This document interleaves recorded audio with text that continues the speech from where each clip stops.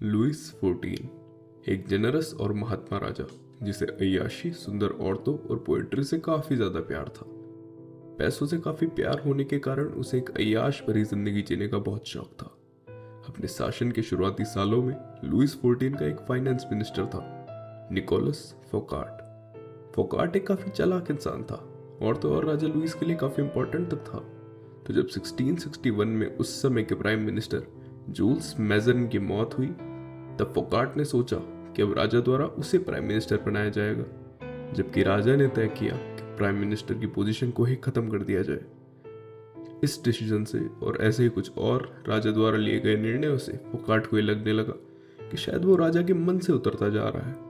तब उसने डिसाइड किया कि वो राजा को खुश करेगा। उसने ऑर्गेनाइज की एक बहुत ही भव्य और आलीशान जबरदस्त पार्टी जो आज तक शायद किसी ने नहीं की होगी। इस पार्टी का उद्देश्य फोकार्ट का नया कासल वॉक्स ले विकोम्ते का इनॉग्रेशन था, जबकि फोकार्ट का असल मकसद राजा को गेस्ट ऑफ ऑनर बना के श्रद्धांजलि देना और वापस से उनका पसंदीदा बनना था। पूरे यूरोप के सबसे बड़ी हस्तियां और तो और उस सदी के सबसे ग्रेटेस्ट माइंड्स जैसे ला फोंटेन, मैडम दे सेविन जैसे लोग पार्टी अटेंड करने आए। उस समय के महान राइटर मोलियर ने तक इस ओकेजन पे प्ले लिखा था और परफॉर्म भी किया था। पार्टी की शुरुआत एक काफी भव्य 7 कोर्स डिनर से की जाती है जो आज तक पूरे फ्रांस में किसी ने ट्राई नहीं किया होता। खाने के साथ साथ राजा को सम्मान देने के लिए फोकार्ट द्वारा संगीत का भी आयोजन किया जाता है। पूरी पार्टी में फोकार्ट राजा के बगल में रहा। जो गेस्ट ऑफ ऑनर वो राजा को देना चाहता था उसने बखूबी दिया। राजा लुइस के सभी फ्रेंड्स भी फोकार्ट से काफी ज्यादा इंप्रेस हुए और एक खूबसूरत तरीके से वो शानदार शाम समाप्त हो गई। अगले दिन फोकार्ट को राजा के प्रमुख सैनिक द्वारा गिरफ्तार कर लिया जाता है और उसका जुर्म होता है कि उसने राज्य के खजाने से चोरी की होती है। दरअसल चोरी तो फोकार्ट ने की होती है, लेकिन जो चोरी उसने की होती है वो राजा के कहने और उन्हीं की ही इजाजत से की होती है। फोकार्ट को दोषी माना जाता है और उसे फ्रांस में एक अलग जेल में भेज दिया जाता है जहां वो अपनी जिंदगी के आखिरी 20 साल गुजारता है। पर आखिर ऐसा हुआ क्यों? फोकार्ट ने तो राजा को श्रद्धांजलि दी, फिर राजा ने फोकार्ट को जेल में क्यों डलवाया? लुइस 14 द सन किंग एक महात्मा होने के साथ साथ एक काफी घमंडी राजा भी था, जिसे हर समय सेंटर ऑफ अटेंशन में रहना पसंद था। उसे कतई मंजूर नहीं था कि अय्याशी में कोई उसे मात दे दे, और खासकर उसका ही फाइनेंस मिनिस्टर। फोकार्ट ने शानदार पार्टी रखी ताकि वो राजा को अपनी लॉयल्टी का प्रमाण दे सके, लेकिन इस चीज का उसी पर ही उल्टा असर हो गया। पार्टी के अंत तक वहां के सभी लोग फोकार्ट से काफी ज्यादा इंप्रेस हो चुके थे और उसकी तारीफ कर रहे थे, तो राजा Louis as a self centred man काफी तकलीफ होने लगी उन्हें। लोगों के द्वारा निकोलस के लिए की गई हर तारीफ ने राजा को बहुत ज्यादा इनसिक्योर कर दिया था और राजा ने इसी चीज की उसे बहुत बड़ी सजा भी दे दी। और तो और फोकार्ट के बाद राजा लुइस ने जॉन कॉल्बर्ट, जो कि खराब पार्टी और कंजूसी के लिए उस सदी में बदनाम था, उसे नया फाइनेंस मिनिस्टर बनाया और उसके हाथों ट्रेजरी का सारा पैसा थमा दिया।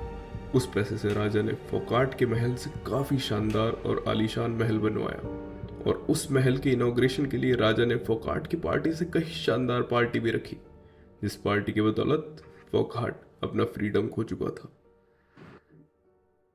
तो आपने क्या सीखा इस कहानी से? चलिए एक और एग्जाम्पल से समझते। 1600 दशक के शुरुआत में एक मशहूर इटालियन एस्ट्रोनॉमर और मैथमेटिशियन गैलीलियो ने खुद को बड़ी ही दुविधा स्थिति में पाया।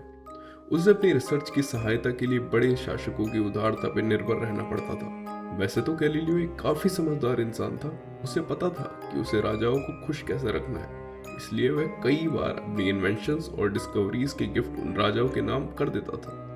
जैसे कि उसने एक वक्त मिलिट्री कंपास बनाया जो कि गोंजागा के ड्यूक को डेडिकेट कर दिया, और उस कंपास के इस्तेमाल कैसे करें उस चीज पे जो किताब लिखी थी उसे मेडिसिस फैमिली को डेडिकेट कर दिया। इस वजह से वो दोनों ही रूलर्स उससे खुश थे। इससे वह सब राजा भी उसके काफी ज्यादा एहसानमंद रहते थे, और तो और उसे उनके द्वारा कई सारे छात्र भी मिल जाते थे शिक्षा देने के लिए। लेकिन दिक्कत ये थी कि उसके पेट्रॉन्स उसे गिफ्ट देते थे, उसे एडमायर करते थे, उसकी तारीफ करते थे, लेकिन उसे पैसे नहीं देते थे। तो गैलीलियो ने एक तरकीब सोची। 1610 में जब उसने जुपिटर्स के मून को डिस्कवर किया, तब उस चीज़ के श्रेय को पहले की तरह उसने डिवाइड करने की जगह सोचा कि सिर्फ एक फैमिली पर फोकस किया जाए। उसने अपनी खोज के सारा श्रेय मेडिसिस फैमिली को दिया। उसने मेडिसी फैमिली को पॉलिटिक्स या बैंकिंग या उससे कहीं ज्यादा ऊपर रखा, मानो देवताओं की जगह पर। और मेडिसी फैमिली का पहला लीडर कॉसिमो सेकंड, जिसने इस चीज का बहुत ज्यादा मान रखा। और तो और उसने अपने राजवंश तक का चिन्ह जुपिटर को घोषित कर दिया। और फिर गैलीलियो भी इस कहानी को और आगे ले गए और एक क्लेम किया कि जुपिटर और उसके जो 4 चांद हैं वो मेडिसी फैमिली से डायरेक्टली कनेक्टेड है। मेडिसी फैमिली के राजा कॉसिमो सेकंड जुपिटर है और उनके जो 4 प्रिंस हैं वो 4 मून हैं जो राजा के इर्द गिर्द रहते हैं। और पूरी प्रजा में एहसास जगाया कि मानो खुद ईश्वर की इच्छा है कि मेडिसी फैमिली ही शोहरत और नाम कमाएगी। इन सब चीजों से राजा कॉसिमो सेकंड इतने ज्यादा प्रभावित हुए कि उन्होंने गैलीलियो को अपनी सभा का फिलोसोफर और मैथमेटिशियन घोषित कर दिया। और तो और पूरा वेतन तक दिया। किसी वैज्ञानिक के लिए जिंदगी भर के तत्कापलट से कम नहीं था। अब गैलीलियो के अपने संरक्षण के लिए भीख मांगने वाले दिन खत्म हो गए थे। तो आखिर गैलीलियो के साथ ऐसा क्यों हुआ? तो चलिए समझते हैं। जैसे कि हमने इससे पहले देखा था, हर मास्टर को सबसे सर्वश्रेष्ठ दिखना पसंद होता है और इसी चीज का गैलीलियो ने अपनी समझदारी से फायदा उठाया। किसी भी राजा को गैलीलियो की इन्वेंशंस और डिस्कवरीज से कोई मतलब नहीं था। उन्हें मतलब था तो सिर्फ अपने नाम और शोहरत से। और गैलीलियो ने भी मेडिसी फैमिली को वही दिया। अपनी इन्वेंशन से उसने मेडिसी फैमिली को सिर्फ अपने ऊपर नहीं बल्कि सारी प्रजा के ऊपर रख दिया। इससे बेहतर चीज किसी राजा के लिए क्या हो सकती है? और इसी समझदारी की वजह से गैलीलियो ने वो कर दिया जो फोकार्ट नहीं कर पाया। तो हम आखिर इस लॉ से एग्जैक्टली सीख क्या सकते हैं? वो ये है कि हर मास्टर को किसी भी हालत में सबसे सुपीरियर होना पसंद है। आपको बस कैसे भी करके उन्हें वो इम्पोर्टेंस महसूस करानी होगी जो वो चाहते हैं, फिर चाहे वो खोखली या झूठी इम्पोर्टेंस ही क्यों ना हो। बस एक चीज का ध्यान रखिए कि इम्प्रेशन इनसिक्योरिटी में ना बदल जाए। अगर आप समझदार हैं तो थोड़ा कम समझदार दिखाइए, अगर आप चार्मिंग हैं तो थोड़ा कम चार्मिंग दिखाइए। और तो और जबरदस्ती ऐसे काम करिए जिसमें आपको अपने मास्टर की मदद लेनी पड़े, जिसकी वजह से उन्हें एक खोखली ही सही पर सुपीरियॉरिटी का एहसास हो और वो अपने आप को आपसे काफ़ी बड़ा महसूस करे। और अगर आपको ये लगता हो कि मैं भला क्यों किसी के आगे झुकूंगा या किसी को खुद से बड़ा दिखाऊंगा, तो मेरी सलाह आपके लिए ये है कि ऐसे घमंड के राक्षसों से दूर रहिए। भूल के भी कोई नुकसानदायक गलती मत कीजिए जिसके कॉन्सिक्वेंसेस फोकार्ट जैसे बुद्धिमान की तरह जीवन भर झेलने पड़े।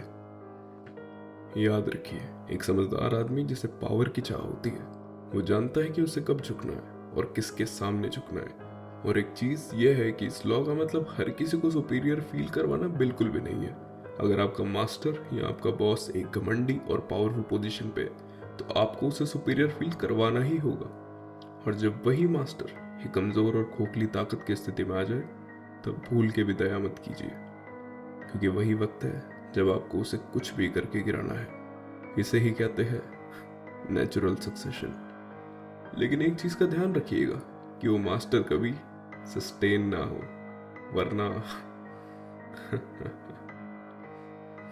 ताकत चीज ही कुछ ऐसी है जिसका कुछ ईमान नहीं होता, जो किसी की सगी नहीं होती।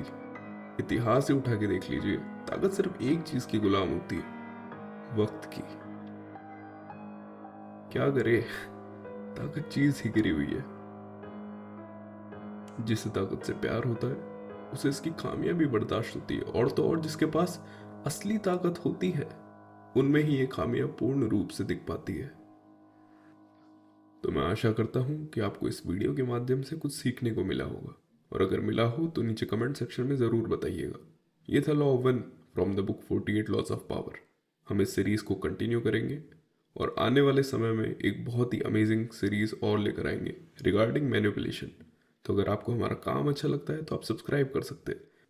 बाकी मिलते हैं जल्द एक अगली वीडियो में।